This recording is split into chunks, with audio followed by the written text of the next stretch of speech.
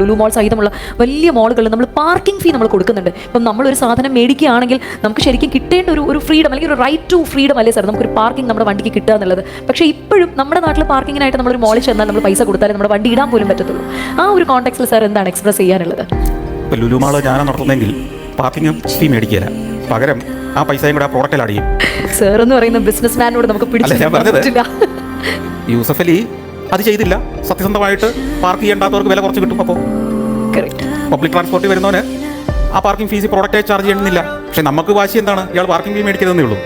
ബുദ്ധിയുള്ള ബിസിനസ്സുകാരൊക്കെ പാർക്കിംഗ് ഫീ കൂടെ ചേർത്തിട്ടാണ് മറ്റേ പ്രോഡക്റ്റ് വിൽക്കുന്നതെന്ന് നമ്മൾ ഓർക്കുന്നില്ല. അല്ലേ? ശരിയല്ലേ? നിങ്ങളൊരു തിയേറ്ററിൽ പോയി വണ്ടി പാർക്ക് ചെയ്യുമ്പോൾ അവർ പാർക്കിംഗ് ഫീസ് കൂടെ കൂടി ടിക്കറ്റ് നിരക്കല്ലേ നിങ്ങളുടെ അടുത്ത് മേടിക്കുന്നത്? അല്ലേ?